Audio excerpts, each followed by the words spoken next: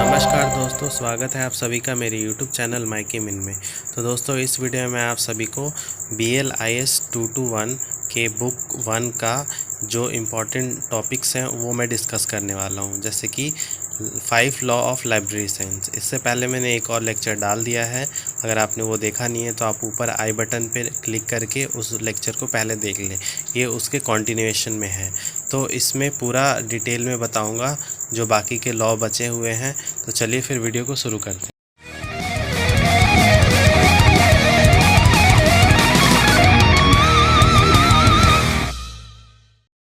इस वीडियो में मैं यहाँ से बताने वाला हूँ second law of library science. इससे पहले एक और वीडियो अपलोड किया है, उसमें फर्स्ट लॉ और इंट्रोडक्शन पूरा इस कंप्लीट बताया है। तो चलिए फिर इसको शुरू करते हैं। Second law of library science, every reader his or her book. Second law में बोला गया है कि हर रीडर के पास अपनी एक बुक होती है, जैसे कि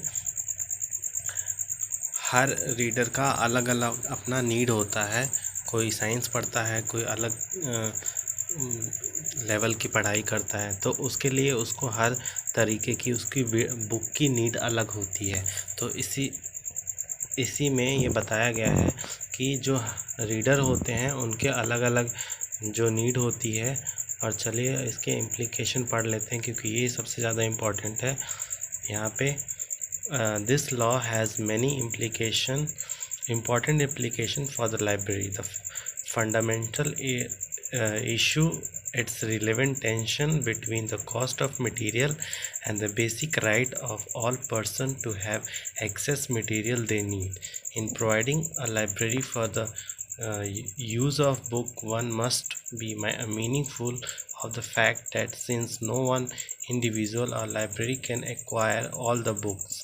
यहाँ पे देखिए, बेसिकली यहाँ पे क्या बात की गई है कि जो मतलब लाइब्रेरी है उसको इस तरीके की मटेरियल रखना चाहिए, इस तरीके के स्टाफ रखनी चाहिए, ताकि वो जो इनका जो लॉ है, every reader has his or her book, वो उस तक पहुंच सके।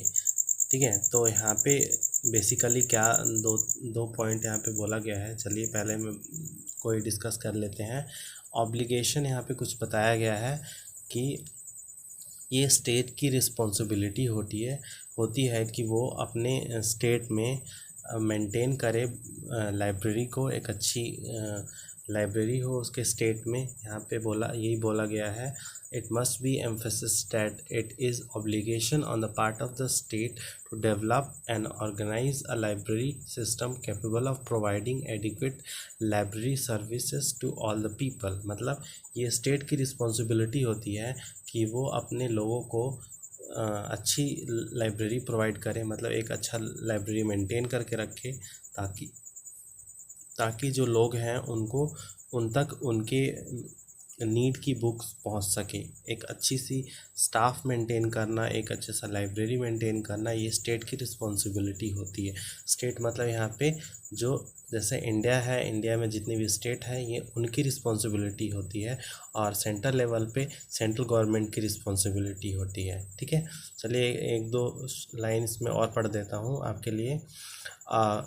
A goal should be set up for the library system and services best suited for the society must be initiated। यहाँ पे बोला गया है, ये देखिए ये वाला लाइन क्या बोल रहा है कि जो भी आप स्टेप लें लाइब्रेरी साइंस को मतलब ग्रो करने के लिए, तो वो ऐसा स्टेप हो ताकि वो जो लॉ बोल रहा है कि every reader have his book, वो फुलफ़िल हो सके। ठीक है, तो यहाँ पे बेसिकली यही बोला गया है, जो स्टेट होता है उसकी रिस्पॉन्सिबिलिटी उनको अच्छे से निभानी चाहिए, और जो गवर्नमेंट होती है वो हर स्टेट वाइज, हर डिस्ट्रिक्ट वाइज एक अच्छी सी लाइब्रेरी मेंटेन करके रखे, ताकि हर रीडर को उसका बुक उस तक पहुंच सके। चलिए फिर आगे चलते हैं।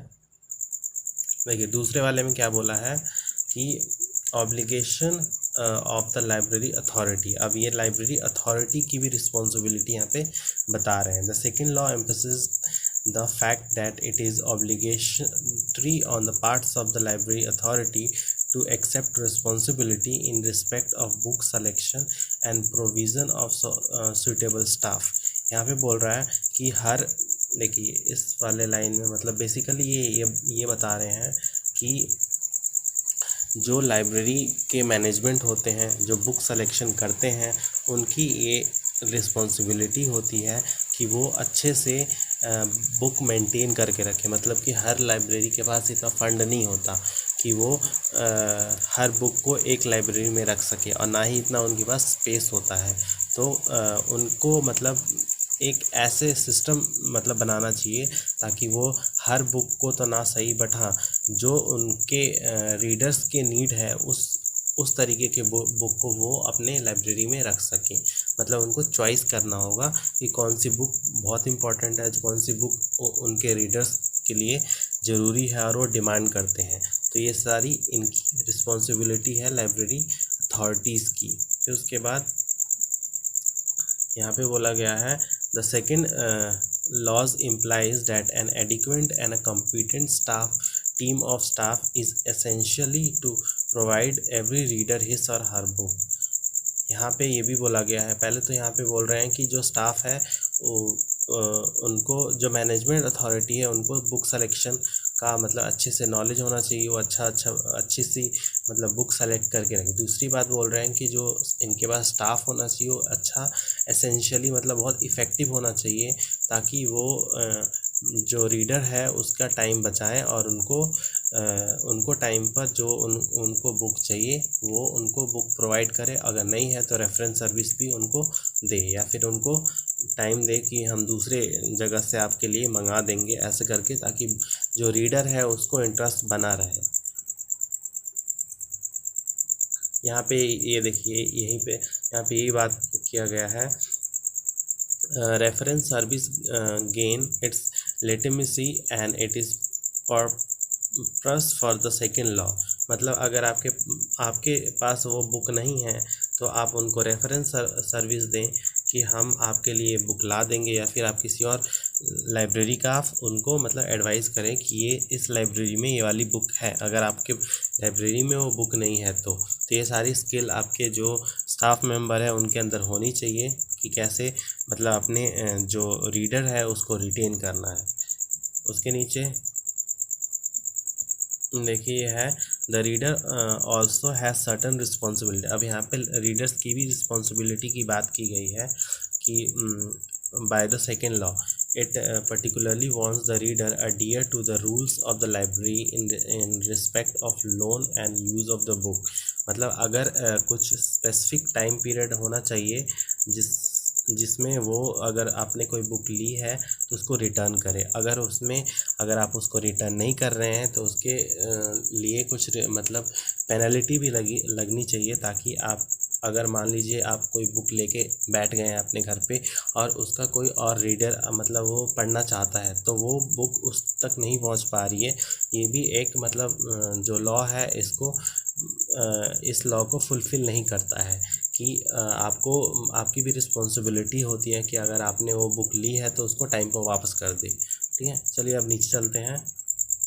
ये पूरा हो गया है थर्ड लॉ। अब चलते हैं थर्ड लॉ पे। सॉरी यहाँ पे थर्ड लॉ है एवरी बुक इट्स रीडर।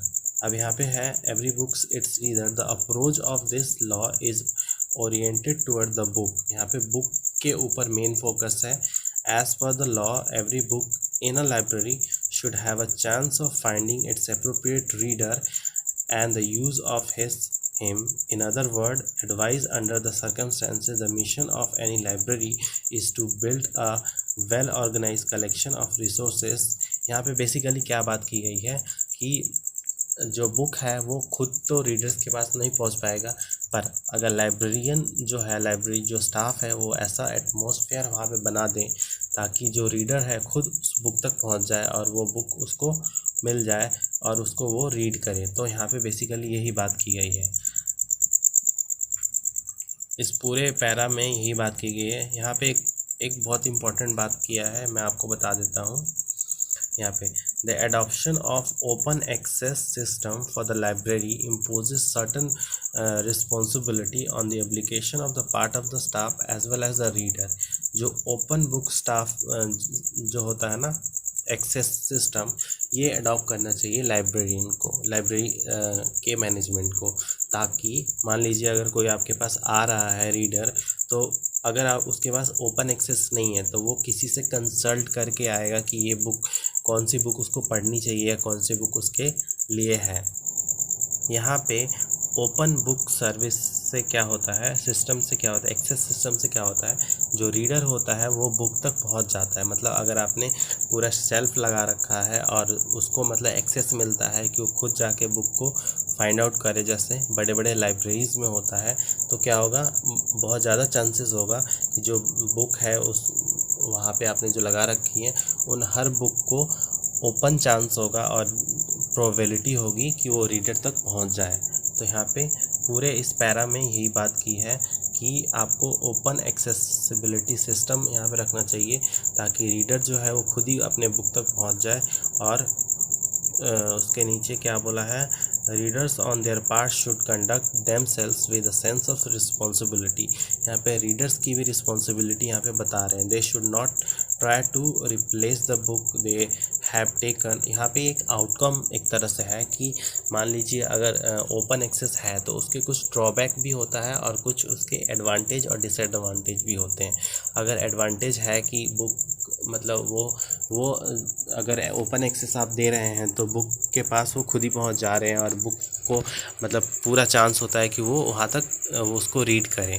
पर जो दूसरा उसमें डिसएडवांटेजेस क्या होता है कि जो रीडर होता है वो बुक को मिसयूज भी कर लेता है कभी कभी, जैसे कि कभी कभी उसको खो देता है, या फिर जैसे बाहर लेके गया तो वो जो इम्पोर्टेंट्स उसमें से कुछ पेजेस होते हैं अगर उसको उसने निकाल लिया तो बुक भी मतलब क्या होगा, उसका जो दोबारा कोई रीडर आएगा तो वो उस बुक को नहीं लेगा। तो यहाँ पे क्या बोला है, एक बहुत अच्छी लाइन यहाँ पे लिखी हुई है, ये मैं आपके लिए रीड कर देता हूँ। Reader should not note that the book misplace is a book lost for ever. अगर कोई बुक मिसप्लेस हो जाती है तो इसका मतलब ये होता है कि बुक हमेशा के लिए ही मतलब वो ख़त्म हो गई, क्योंकि लाइब्रेरी में इतना फंड नहीं होता कि बार बार मतलब सेम बुक को ही वो मंगाएं। तो इसकी भी ध्यान रखनी चाहिए, ये इनके लिए बोला गया है।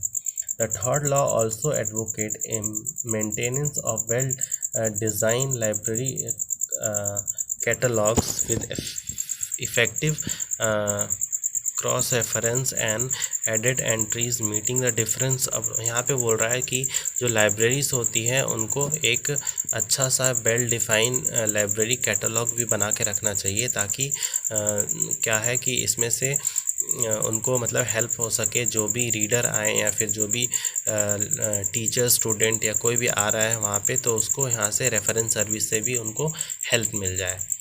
तो ये हो गया हमारा थर्ड लॉ। हम फोर्थ लॉ की बात करते हैं। Fourth law, save the time of the reader. यहाँ पे बोल रहा है कि जो save the time of the reader में क्या है, the fourth law present the biggest challenge of the library administration policies must also be formulated keeping in view the need of the reader in mind. For example, aspect like hour of operating must be set in such a way to ensure the most appropriate and convenience access to protect who rely on the library for their study and research need। यहाँ पे basically ये बोला गया है कि इनको एक अच्छा सा मेंटेन करके रखना चाहिए, एक वेल डिफाइन एक मतलब एक सिस्टम होना चाहिए, जिससे क्या है कि जो रीडर है उसका टाइम बचे। वो कैसे बचेगा ये पूरा इसके में बताया गया है। तो चलिए ये वाला मैं बता देता हूँ implication. Just as the third law, the fourth law also played the open access system in library. The justification is that is closed access libraries, the readers are not allowed to the stock where books are। मतलब यहाँ पे भी basically यही बोला गया है कि यहाँ पे भी उनको एक ओपन एक्सेस सिस्टम बना के रखना चाहिए लाइब्रेरी में, ताकि जो रीडर है उसका टाइम बचे। मान लीजिए अगर उसको कोई बुक चाहिए और आपके पास स्टाफ ही मतलब इतने कम हैं और 10 मतलब आपके पास यूज़र्स आ गए, आपके पास रीडर 10 आ गए, उन्होंने अलग अलग अपने बुक का डिमांड कर दिया, तो क्या होगा कि आपके पास स्टाफ कम है तो उनको टाइम लगेगा कि वो उनके यूज़ की बुक उन तक पहुंचा सके। तो एक ओपन एक्सेस अगर रहेगा तो क्या होगा कि जो रीडर है वो खुद ही जाके अपने मनपसंद की बुक जो भी उसको नीड है वो अपना फाइंड आउट करके लेके आएगा और सिर्फ वहाँ से इशू कराना रहेगा। तो ये भी एक बहुत अच्छा मतलब रहना चाहिए लाइब्रेरीज में। There are other ways to satisfy the law. On the one of them is the proper classification system should be bring together। यहाँ पे क्लासिफिकेशन सिस्टम बोला गया है, जैसे कि जो शेल्फ होते हैं वो प्रॉपरली मेंटेन होने चाहिए, ताकि मतलब जो भी रीडर है वो अगर बुक ढूंढने जा भी रहा है तो वहाँ पे भी उसको कोई दिक्कत ना हो। मान लीजिए अगर क्लासिफाइड नहीं है, मैथ्स की बुक, हिंदी की बुक, साइंस की बुक सारी एक में मिक्स भरी पड़ी हैं, तो उनको वहाँ पे बहुत दिक्कत होगा। तो ये सब क्लासिफाइड होना चाहिए, शेल्फ मेंटेन होने चाहिए, वेल लेवल होने चाहिए कि कौन से शेल्फ में आपको कौन सी बुक मिलेगी। तो उससे क्या होगा, उसको अच्छे से मतलब उसका बहुत टाइम वेस्ट नहीं होगा, बहुत कम टाइम में वो अपने बुक तक पहुंच जाएगा। फिर है another aspect which has a great relevance to the fourth law is the charging system follow in the library. यहाँ पे देखिए बेसिकली यहाँ पे क्या बोला है, देखिए यहाँ पे मैं ये वाला लाइन आपके लिए पढ़ देता हूँ। यहाँ पे क्या है, एज अ रिजल्ट मॉडर्नाइजेशन, यहाँ पे बोला है कंप्यूटराइज टिकट। यहाँ पे देखिए photo changing system, ticket system, computerise changing system, broadcast system, radio frequency system, identification system have been evolve adopting this. मतलब ये सब कौन से सिस्टम, ये सब वो वाले सिस्टम है, जैसे कि हम जाते हैं कोई बुक खरीद लेने लाइब्रेरी से, जब हम इशू कराते हैं तो उसके ऊपर कुछ बारकोड वगैरह बने होते हैं, उसको स्कैन करके जो लाइब्रेरियन होते हैं वो मतलब उनको पूरा इन्फॉर्मेशन टाइप नहीं करना होता सिस्टम में, वो सिर्फ उस बारकोड को स्कैन कर लेते हैं और सारा इन्फॉर्मेशन उनके कंप्यूटर में फीड हो जाता है। तो इससे क्या होता है कि उनका जो है टाइम बचता है और साथ में आपका भी टाइम बचता है। आपको पूरा वेट नहीं करना पड़ता है कि वो पूरा इन्फॉर्मेशन उसमें फीड करें और फिर उसके बाद आपको वो सब दें। तो ये एक सिस्टम मतलब अडॉप्ट करने से जो मॉडर्न सिस्टम है, इससे भी जो स्टाफ होते हैं वो जो यूज़र हैं उनका टाइम बचा सकते हैं। तो ये पूरा था हमारा फोर्थ लॉ। अब हम आते हैं फाइनल लॉ, फिफ्थ लॉ पे। Library is a growing organisation. यहाँ पे ऑर्गेनिज़म पहले ही मैंने बताया था इससे पहले वाले लेक्चर में कि ऑर्गेनाइजेशन नहीं है, ऑर्गेनिज़म है। ये एक चाइल्ड की तरह इन्होंने बताया है कि एक बच्चा है जो छोटा होता है, फिर धीरे धीरे एडोलसेंस पे पहुंचता है और फिर उसके बाद वो बहुत मैच्योर बन जाता है। तो यहाँ पे लाइब्रेरी को भी इसी तरीके से मतलब डिफ़ाइन किया गया है कि धीरे धीरे जो लाइब्रेरी है वो ग्रो करता है और फिर एक मैच्योर रूप ले लेता है। इसमें पूरा चलिए बता देते हैं, इम्प्लीकेशन पढ़ लेते हैं।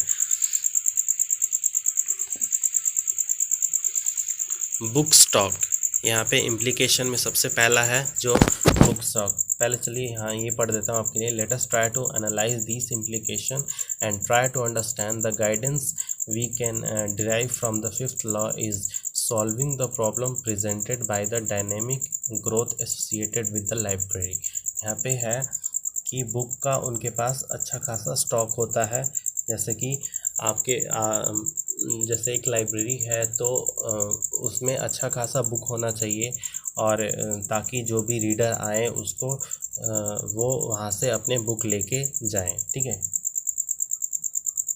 फिर यहाँ पे रीडर की भी बात की गई है। पहले तो स्टॉक की बात कही गई है कि बुक का स्टॉक वहाँ पे अच्छा होना चाहिए और यहाँ पे रीडर की बात की गई है। When the library function properly in keeping the spirits of the first law of the library science, the reader of the library are bound to grow. मतलब अगर जो स्टाफ है वो अच्छे से वर्क कर रहे हैं, अच्छे से पूरा मेंटेनेंस करके चल रहा है पूरा लाइब्रेरी सिस्टम, तो क्या होगा कि जो रीडर है वो डेफ़िनेटली वहाँ पे ग्रो होंगे। अगर बुक की अवेलेबिलिटी वहाँ पे ज़्यादा होगी तो रीडर भी वहाँ पे आएंगे, क्योंकि उनको उनकी नीड की बुक वहाँ पे मिलेगी। तो ठीक है, फिर उसके बाद चलते हैं स्टाफ पे। अब स्टाफ किस तरीके का होना चाहिए, स्टाफ पे हमने बहुत बात कर लिया है, फिर भी मैं थोड़ा सा आपके लिए बात कर देता हूँ कि स्टाफ जो है वो मतलब वेल क्वालिफाइड होना चाहिए, पोलाइट होना चाहिए, ताकि जो